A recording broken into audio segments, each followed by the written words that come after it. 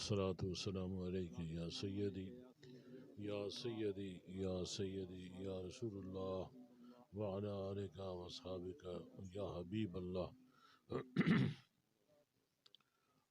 تمامی احباب کو میری طرف سے السلام علیکم. اور بالخصوص شاہ صاحب ہمارے بزرگ ہیں، ان سے پرانی ایسوسیشن ہے، پرانا ان کے ساتھ رابطہ ہے. اللہ پاک ان کو صحت عطا فرمائے اور ان کا سایہ ہم سب کو تعدیر قائم اور دائم رہے.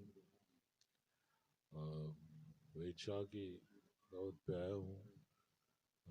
بڑی خوشی ہوئی ہے کہ انہوں نے یہ معاملہ شروع کیا ہے سنجیدگی کے ساتھ. ہر استاد کی یہ خواہش ہوتی ہے کہ میرا شاگرد نامی گرامی بنے اور نام روشن کرے میرا یا ادارے کا. تو ہر پیر کی بھی خواہش ہوتی ہے کہ میرا مرید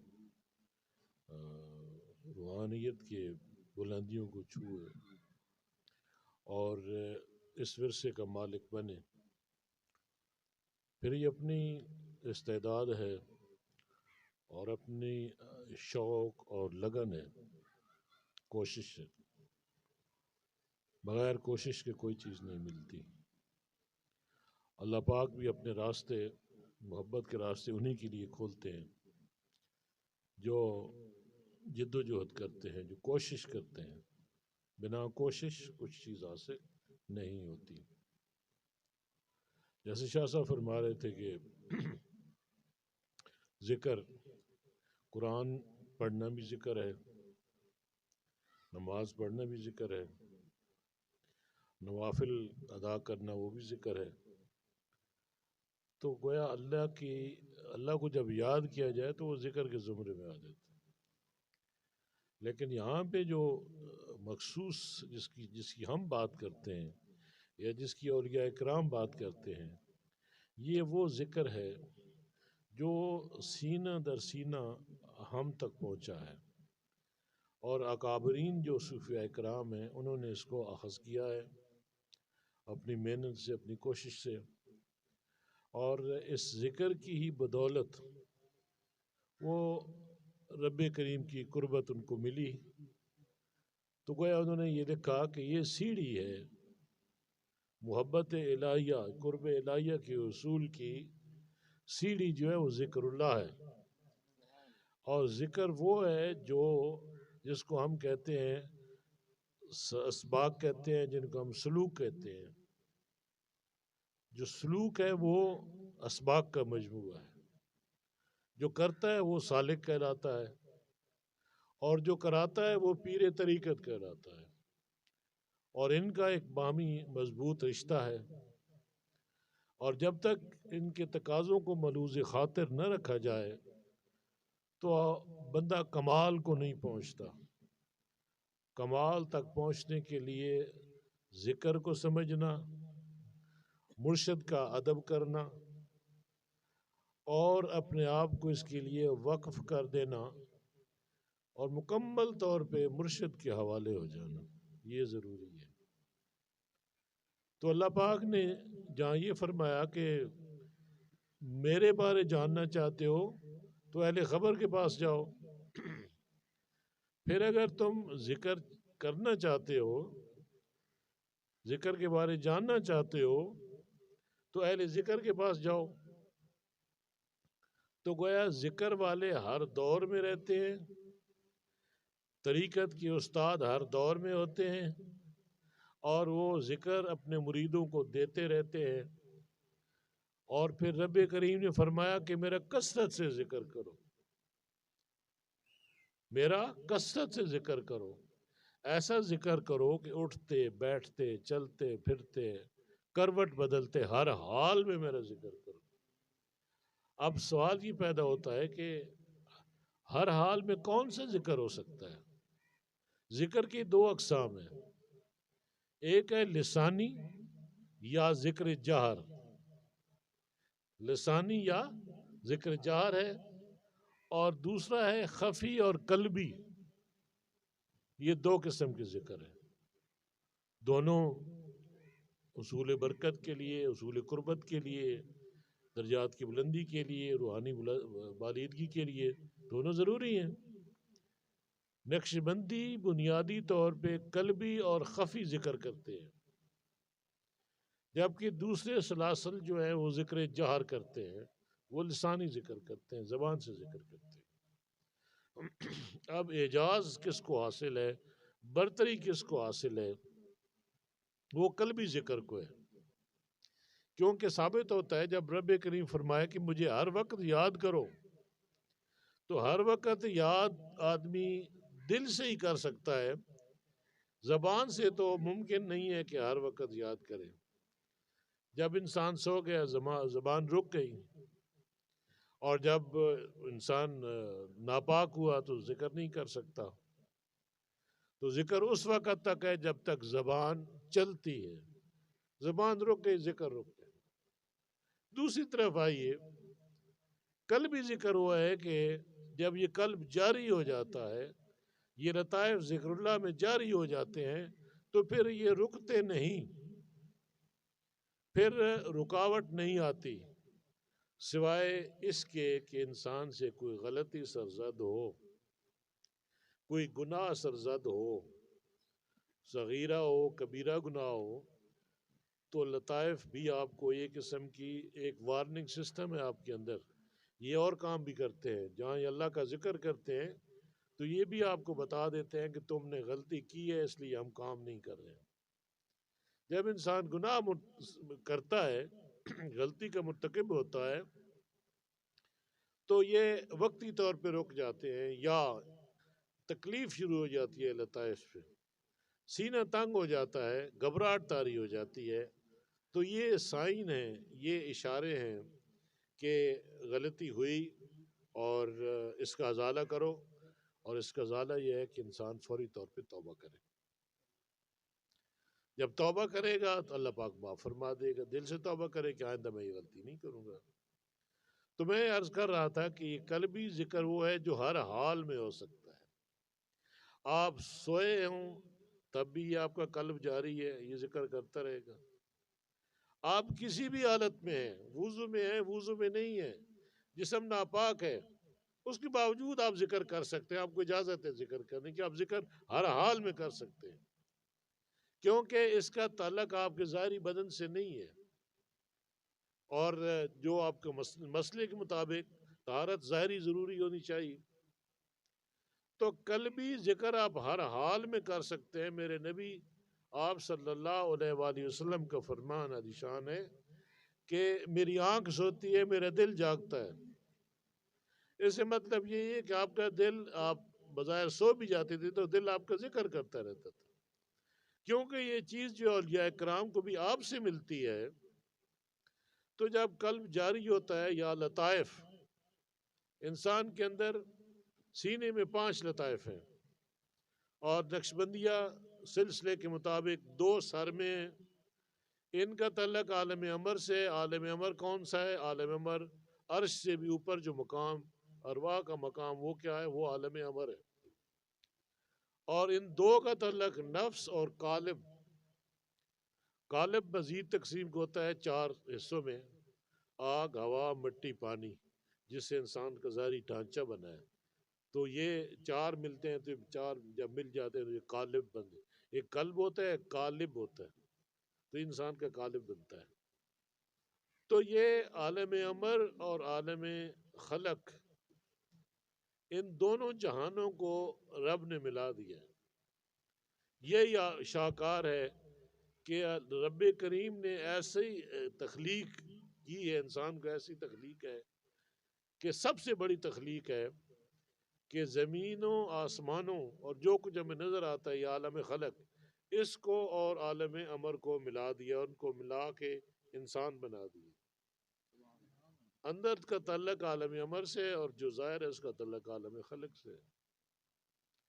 اب یہ ہوتا ہے کہ جو عالم امر کے معاملات ہیں، ان کا تعلق رب سے ہے، اور نیکی سے ہے، اور پاکیزگی سے ہے، طہارت سے ہے۔ اور جو ظاہری انسان کا جسم ہے یا ڈھانچہ ہے، اس کو دنیا چاہیے، اس کو دنیا کی خوراک چاہیے، جسم جو ہے وہ آرام مانگتا ہے، عیش مانگتا ہے، کھیل تماشا مانگتا ہے، تو گویا اس کی ضروریات اور ہیں، اور قلبی معاملات جو ہیں، باطنی معاملات، ان کی ضروریات اور ہیں۔ اب جو بندہ جس کو سمجھ نہیں ہے، وہ جو ہے وہ دنیا میں چلا جاتا ہے، تو پھر دنیا میں اتنا آگے چلا جاتا ہے کہ پیچھے مڑ کے آنا اس کے لیے بظاہر ممکن نہیں ہے، لیکن رب ہے جس پہ کرم کر دے تو وہ بڑے بڑے گناہگاروں کو واپس لے آتا ہے، وہ 100 قاتل ہوتا ہے اس کی بخشش بھی کر دیتا ہے، اور وہ حضرت فضیل بن یاس ان کو بھی اپنا محبوب بنا لیتا ہے، جو کہ ڈاکوؤں کے سردار تھے۔ وہ اب بات علیحدہ ہے، وہ ایکسیپشنز ہیں، اور انگریزی میں کہتے ہیں کہ ایکسیپشنز نیور میک رول، جو ایکسیپشن ہوتی ہیں وہ قانون نہیں ہوتی ہیں، تو اس لیے وہ اپنے رب کے معاملات ہیں، رب جس کو چاہے اس پہ مہربان ہو جائے۔ تو یہ معاملات ہوتے ہیں کہ جو آدمی دنیا کی طرف چلا گیا، دنیا کی محبت نے اس کو اپنی طرف کھینچ لیا، اور وہ اتنا آگے نکل گیا کہ وہ اپنے رب کو بھی بھلا بیٹھا، اپنی آخرت کو بھی بھلا بیٹھا، اور سب سے بڑی بات کہ اپنا مقصد حیات بھلا بیٹھا، کہ میں نے کرنا کیا تھا، میں دنیا میں کس لیے آیا ہوں۔ یہ مقصد ہی فوت ہو جاتا ہے بہت سارے لوگوں میں۔ بہت سارے لوگ جیتے ہیں، زندہ ہیں، لیکن حقیقت میں مردہ ہیں، کیونکہ ان کے دل مردہ ہیں، ان کے پاس زندگی کا شعور نہیں ہے، اسی مردہ دلی کہتے ہیں۔ اور زندہ دلی یہ ہے کہ آپ کا دل زندہ ہو، آپ کا قلب زندہ ہو، آپ کا قلب ذکر میں جاری اور ساری ہو، یہ قلبی حیات ہے۔ جس کے پاس قلبی حیات ہے اس کے معاملات اس کے پاس ہیں، درست ہیں۔ جس کے پاس قلبی حیات نہیں ہے، وہ ختم ہو گیا، مر گیا، گنہگار ہو گیا، فاسق ہو گیا، فاجر ہو گیا، اور وہ دنیا میں بھی رسوا ہوتا ہے اور آخرت میں بھی رسوائی کا اس کا مقدر بن جاتی ہے۔ تو یہ معاملات سمجھنے چاہیے کہ اس سے ایک اور چیز جو ثابت ہوتی ہے کہ ہمیں ہر ایک کو ضرورت ہے اس احساس کی بیداری کے لیے، اس بات کو سمجھنے کے لیے، کیونکہ جب ہم اپنا مقصد بھلا بیٹھے ہیں، روح نے رب سے یہ وعدہ کیا تھا اور رب کو رب مانا تھا، رب کی تابعداری کا عہد کیا تھا، لیکن جب ادھر آ گئے تو ادھر دنیا، ہوس، لالچ، مزے، عیش، حرام، یہ ساری چیزیں، تو روح رب کو بھلا بیٹھی، تو اس کی سزا سے مل رہی ہے دنیا میں جو رب سے دور ہو جاتا ہے۔ تو اس لیے میرے دوستو یہ بات سمجھنے کی ہے کہ استاد کی ضرورت ہوتی ہے، اور جو کہ ہم نہیں جاتے۔ استاد ہے طریقت کا استاد، باطنی استاد، پیر طریقت، شیخ طریقت، یہ اس کی ضرورت ہر انسان کو ہے۔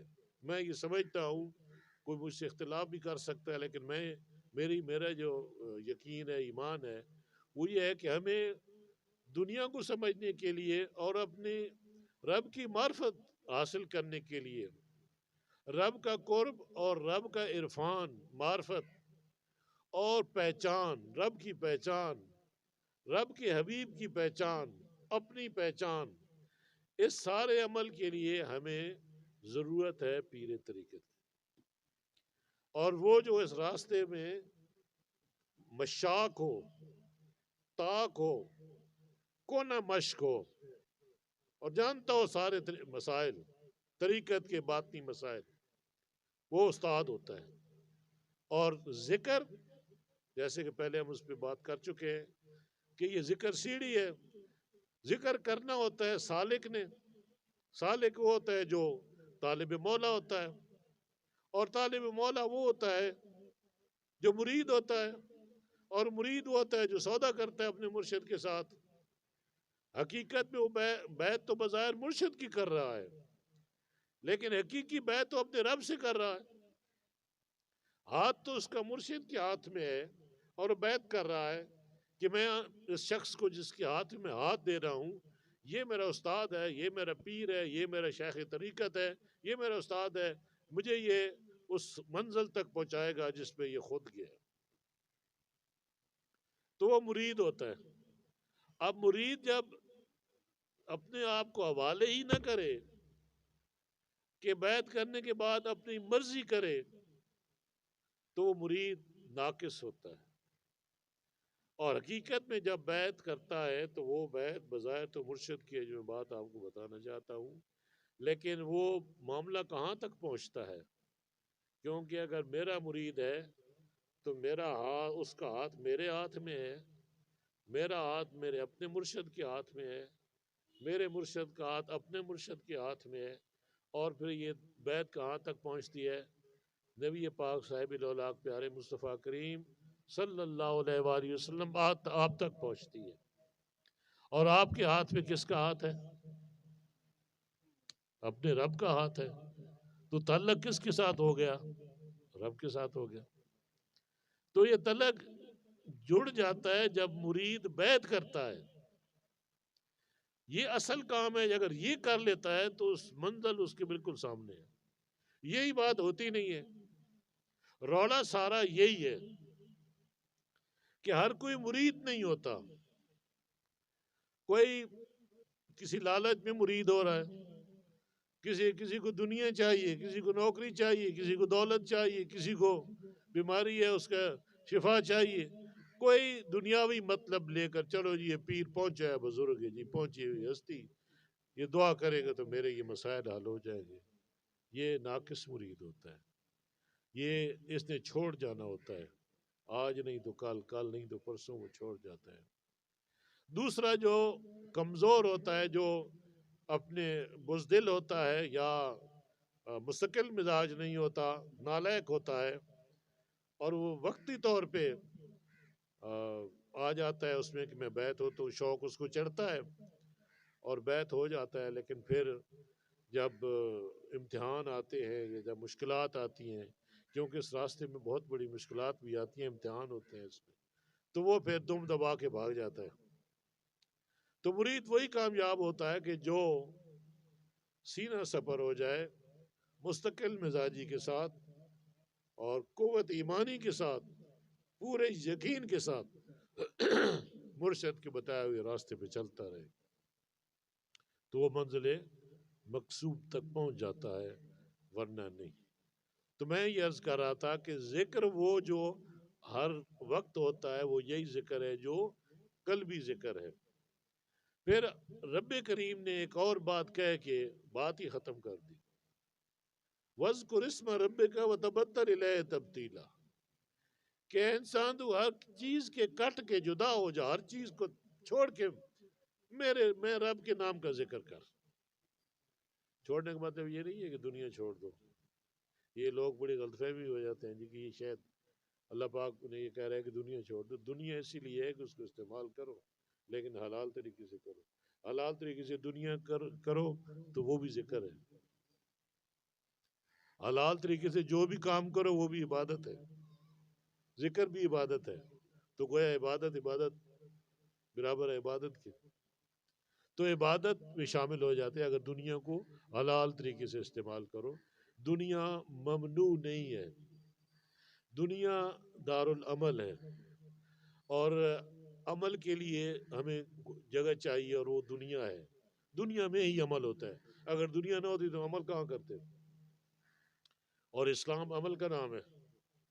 اور پھر جب ہم ذکر کرتے ہیں تو ذکر کی بدولت ہماری باطنی آنکھ کھلتی ہے، ہماری یہ دو آنکھیں یہ بصارت والی آنکھیں ہیں، ایک آپ کی آنکھ قلبی ہے جسے ہم بصیرت کہتے ہیں، وہ بصیرت والی آنکھ آپ کے اندر ہے اور سارے معاملات اس کے گرد گھومتے ہیں، جب وہ کھل جاتی ہے تو پھر ہم کھرے کھوٹے میں تمیز کر لیتے ہیں، اچھائی برائی میں تمیز کر لیتے ہیں، اپنی پہچان آ جاتی ہے، رب کی پہچان آ جاتی ہے، رب کے حبیب کی پہچان آ جاتی ہے، عمران خان کی پہچان آ جاتی ہے کہ بدماش ہے، غنڈہ ہے، ڈاکو ہے، زرداری کا پتہ چل جاتا ہے، نواز شریف کا پتہ چل جاتا ہے کہ یہ بے ایمان لوگ ہیں۔ لیکن اگر آپ کے پاس وہ آنکھ نہیں ہے، آپ کی باطنی واردات نہیں ہے، باطنی معاملات ٹھیک نہیں ہے، آپ بصیرت کے حامل نہیں ہو، تو آپ کو جو چاہے گا آگے لگا دے گا، آپ اس کے ساتھ چل پڑے۔ تو یعنی وہ کہہ رہے دے جیب پھلی مجھ سے نال چلی، رضوی صاحب کیا کہتے تھے، تو اسی کے ساتھ جس نے پکڑ لیا، جس نے دھر لیا، اسی کے ساتھ چلے گئے۔ یہ استعمال نہ کیا، عقل نہ کیا، یہ بصیرت استعمال ہے جو نہیں، کیا استعمال کریں؟ اور پاگل جان دے دیتے ہیں ان لوگوں کو، ان کے لیے جان دے دیتے ہیں، اور ماں باپ کو اور سب کو تباہ کر کے دنیا سے بھی چلے جاتے ہیں۔ کیا یہ بھی کوئی موت ہے؟ کس کی خاطر مر رہے ہیں؟ ان ظالموں کی خاطر جو صرف حصول اقتدار کے لیے، اپنی کرسی کے لیے انہوں نے قوم کو داؤ پہ لگایا ہوا ہے، ملک کو نچوڑ ڈالا ہے، مار ڈالا ہے۔ بہرحال میرے موضوع اس وقت وہ نہیں ہے، لیکن میں آپ کو یہ کمی ہے کس چیز کی ہے؟ یہ بصیرت کی کمی ہے، یہ دانائی نہ ہونے کی وجہ ہے۔ دانا کون ہوتا ہے؟ اللہ پاک کیا فرماتا ہے؟ دانا کون ہے؟ جو میرا ذکر کرتے ہیں انہیں رب کریم نے دانا فرمایا، وہ دانا ہے۔ اور جب دانائی بڑھتی ہے تو پھر یہ بصیرت بن جاتی ہے۔ جب بصیرت آ جاتی ہے تو پھر رب کریم کیا فرماتا ہے کہ مومن کی بصیرت سے بچو، یہ میرے نور سے دیکھتا ہے۔ جب وہ معاملہ مسلمان کا ہو جائے کہ وہ رب کے نور سے دیکھے، تو مجھے بتاؤ یہ دنیا کے معاملات کیا چیز ہیں؟ یہ امریکہ کیا بلا ہے؟ یہ یورپین، یہ یہود و نصارہ، یہ ہنود، یہ کیا ہے؟ مسلمان مومن کے سامنے کچھ بھی نہیں ہے۔ اور سب سے بڑی بات یہ ہے کہ جب وہ دانائی اور بصیرت کا حامل ہو جاتا ہے، جو پہچان، اس کو شناخت آ جاتی ہے اپنی کہ میں مسلمان ہوں، تو پھر وہ مسلمانی تقاضے پورے کرے گا، پھر وہ بکے گا نہیں غیر کے آگے، وہ مضبوط ہوگا اپنے ایمان میں، یقین میں۔ اس لیے کہتے ہیں جو جہاد کرنے والا ہوتا ہے، پہلے وہ اس بھٹی سے گزرے، پہلے اپنا ایمان ٹھیک کرے، اپنا یقین اور اپنا ایمان مضبوط کرے۔ اگر میں یہ کہوں کہ وہ بصیرت کو وہ مقام حاصل کرے، اور پھر جائے میدان جنگ میں یا معاشرے میں اترے، معاشرتی برائیوں کے خلاف، غیر کے نظام کے خلاف، اسلام دشمنوں کے خلاف، امت مسلمہ کے جو دشمن ہیں ان کے خلاف میدان عمل میں آ جائے، یہ کام کس کا ہے؟ صاحب بصیرت کا، مومن کا، صاحب ایمان کا۔ اور یہاں پر میں یہ بات کہتا ہوں کہ ہمارے آستانے، ہمارے دینی مراکز، ان کا سب سے بڑا مقصد یہی ہونا چاہیے کہ ایسی پود تیار کریں، ایسے لوگ تیار کریں جو جہاد کے قابل ہوں، جو اپنے ایمان میں اتنے مضبوط ہوں کہ انہیں کوئی چیز جھکا نہ سکے۔ صاحب ایمان کو کوئی چیز نہیں جھکا سکتی، نہ اسے دولت، نہ اسے دھن، نہ اسے عورت، نہ اسے شراب، وہ کسی کے آگے نہیں جھکتا۔ وہ جھکتا ہے تو صرف رب کے سامنے جھکتا ہے، اور اس کے سامنے ہوتی ہے صرف رب کی رضا، اس کے سامنے ہوتی ہے، اور مصطفیٰ کریم کی رضا اس کے سامنے۔ یہ مومن ہے۔ بتاؤ ہماری صفوں میں کتنے ہیں ایسے؟ یہ ہمارے آباء و اجداد کے پاس یہ چیز موجود تھی، یہ بات موجود تھی۔ آج ہم بات کرتے ہیں، مثالیں دیتے ہیں، حضرت عمر کی مثالیں دیتے ہیں، سیدنا صدیق اکبر آپ کی مثالیں دیتے ہیں ممبر پہ، لیکن اپنا عمل اس کے بالکل متضاد ہے۔ آپ خود نہیں کرتے، دوسروں کو بتاتے ہیں کہ عمر کا انصاف ایسا ہوا، ایسے انصاف کرتے تھے، وہ ایسے ان کے پیون لگے ہوتے تھے، اپنے کپڑوں میں پیون لگے ہوتے تھے، ایسے سادگی تھی۔ لیکن جب موصوف کی اپنی طرف دیکھو تو ان کے پاس ہر دنیا کی لذات اور ہر چیز موجود ہے ان کے پاس، لیکن درس کس کو دے رہے ہیں؟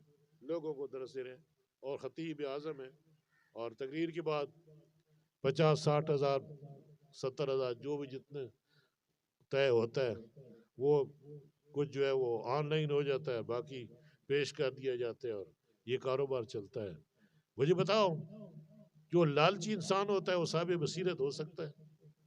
جو دھن دولت اکٹھا کرنے کے پیچھے پڑ جائے کیا وہ دیندار ہو سکتا ہے؟ کیا یہ دین کو بیچنے والے نہیں ہیں؟ تو اس لیے جو مومن ہوگا وہ اس لیے جہاد کے قابل ہے کہ وہ اس سے اوپر لیول پہ چلا گیا ہے، اس کے لیے یہ چیزیں کوئی حیثیت نہیں رکھتی، اور وہ محض زندہ رہتا ہے تو رب کی رضا کے لیے، مرتا ہے تو رب کی رضا کے لیے۔ یہ ہے مسلمان کی شان۔ اس لیے جو آستانے ہیں، جب ایک تربیت یافتہ مرید کا کام ہے، جب وہ سلوک کر لیتا ہے تو پھر اس میں وہ چیز پیدا ہو جانی چاہیے کہ وہ معاشرے میں برائی کے خلاف عملی طور پہ نکلے، غیر کے نظام کے خلاف نکلے۔ آج ہمارے علماء بھی کہتے ہیں اور پیر بھی کہتے ہیں جی کہ سیاست سے کوئی سروکار نہیں ہے ہمارا۔ انہیں کون سمجھائے کہ فساد ہی اسی لیے ہے کہ جو سیاست والے تھے انہوں نے خود کو سیاست سے جدا کر دیا، جنہوں نے سیاست کرنی تھی اور وہ دین سے ہٹ گئے، وہ سیاست سے ہٹ کے کہ ہمارا تو کام ہی نہیں ہے۔ کام ہی علماء اور دیندار لوگوں کا ہے سیاست کرنا۔ سیاست جھوٹ فریب کا نام نہیں ہے، سیاست نیکی ہے، خدمت ہے، دین کا حصہ ہے۔ سیاست انبیاء نے کی، حکومتیں انبیاء نے کی، میرے نبی نے حکومت کی، صحابہ اکرام نے حکومت کی۔ کیا وہ غیر سیاسی تھے؟ بھائی ہمارا آدھا دین تو سیاست ہے۔ یہی ہمارا المیہ یہاں سے شروع ہوتا ہے کہ جن کا جو کام تھا وہ کام انہوں نے نہ کیا، اور آج بھی بانگے دھول کہہ دیتے ہیں جی کہ ہم سیاسی لوگ نہیں ہیں، ہمارا سیاست سے کام نہیں ہے۔ ارے بھائی یہی تمہاری سوچ ہے تو بیڑا غرق کی ہے اس قوم کا، مسلمانوں کا۔ اگر تم سیاست نہیں کرے تو پھر بدماشی کرے گا نا، پھر غنڈہ اور جاہل آدمی سیاست کرے گا نا، وہ لٹیرا ہی آئے گا نا، بدماشی آئے گا نا۔ کیوں کہ پاک بازوں نے، نیکوکاروں نے، جو نیک لوگ ہیں، متقی اور پرہیزگار ہیں، انہوں نے کہا کہ ہمارا سیاست سے کوئی تعلق نہیں ہے۔ اللہ کے بندو، آپ نے یہ نظام چلانا ہے جس کو نظام شریعت کہتے ہیں، نظام مصطفیٰ کہتے ہیں۔ یہ جو دین کے تخت پہ لانے کی بات کرتے ہو، یہ بغیر سیاست کے آ جاتا ہے دین تخت پہ؟ یہ بات کیوں نہیں سمجھتے ہیں؟ اور آج ضرورت ہے اس عمر کی، الحمدللہ لوگ سمجھنے شروع ہو گئے ہیں۔ مسجد میں بات کرو، لوگ آج سے چند سال پہلے مسجد میں اگر کوئی بات کرتا سیاست کی تو کہتے ہیں بھائی سیاسی بات چیت نہیں ہوگی مسجد میں، وہ پابندی لگا دے علماء عالم جو یا خطیب یا امام، بھائی سیاسی گفتگو یہاں پہ نہیں ہوگی۔ آج ہو رہی ہے اور اس آنے والے وقت میں مزید ہوگی، کیونکہ یہی وہ سوچ ہے جو علامہ خادم حسین رضوی رحمۃ اللہ علیہ یہی وہ دینا چاہتے تھے۔ یہی سوچ انہوں نے دی ہے قوم کو، امت کو یہی سوچ دی ہے۔ مسجدیں ہندوستان میں بھی ہیں، انگلینڈ میں بھی ہیں، کینیڈا میں بھی ہیں، امریکہ میں بھی ہیں، کوئی پابندی ہے مسجدوں پہ؟ کوئی نماز پہ پابندی ہے؟ کوئی روزے پہ پابندی ہے؟ کوئی پابندی نہیں ہے۔ پابندی کس چیز پہ ہے؟ خبردار اب نظام کی بات نہ کرنا، شریعت کی بات نہ کرنا، شریعت کے قوانین کی بات نہ کرنا، شریعت کے نظام کو لانے کی بات نہ کرنا، ورنہ تمہیں گولیوں سے چھلنی کر دیا جائے گا۔ اور چھلنی کر کے بتایا ہے، دکھایا ہے۔ تحریک لبیک پاکستان کے ساتھ جو کچھ ہوا ہے پچھلے سالوں میں، آج یہ کم بخت جو ہے خود اس شکنجے میں آ چکے ہیں۔ ان بے ایمانوں نے جو حال کیا تحریک لبیک پاکستان کا، آج اس سے کہیں زیادہ ان کے ساتھ ہو رہی ہے۔ یہ حالت ہے، کتنے ظلم کی بات ہے کہ جو کام علماء کا ہے، علماء کا کام ہے، وہ مصلی رسول کے وارث ہے۔ جو مصلی رسول کا وارث ہے وہ باہر بھی وارث ہے قوم کا، وہ وزیر اعظم بھی وہی ہو سکتا ہے، وہ وزارت کبریٰ ہے، وہ امامت کبریٰ ہے، اور یہ مسجد کی جو کرتے ہیں امامت، یہ صغریٰ ہے، یہ امامت صغریٰ ہے۔ اور حق ہی صرف علماء کو ہونا چاہیے، دیندار لوگوں کو۔ یہ دینی ریاست ہے، پاکستان دین کے لیے بنا، لیکن آج دین کی بات کرنا جرم ہے۔ کسی پارٹی کے منشور میں یہ نہیں ہے کہ پاکستان میں جو دین لایا جائے گا سوائے تحریک لبیک پاکستان کے، اور کسی پارٹی کی یہ منشور نہیں ہے۔ بس بات کا تسلسل ٹوٹ جاتا ہے۔ تو ضرورت اس امر کی ہے کہ علماء اپنے مقام پہچانے، اپنا مرتبہ پہچانے، اور اپنے جو ان کو فرائض از روئے قرآن ہیں ان پہ عمل کریں۔ اب جو عوام کو اگر آپ چھوڑ دیں گے بھیڑیوں کے آگے، کتوں کے آگے، تو پھر ملک کا تو حشر یہی ہونا ہے جو آپ کے سامنے ہے۔ تو اس لیے وارث، دین کے وارث علماء، قوم کے وارث، امت کے وارث علماء، اس لیے پاکستان نظریہ پاکستان کے وارث علماء۔ تو اس لیے ہمیں چاہیے کہ ہم وہ چیز پیدا کریں اپنے اوپر جو طریقت سے شروع ہوتی ہے، جو ذکر سے شروع ہوتی ہے۔ اللہ پاک سے دعا ہے کہ اللہ پاک حق کہنے اور اس پہ عمل کرنے کی توفیق عطا فرمائے۔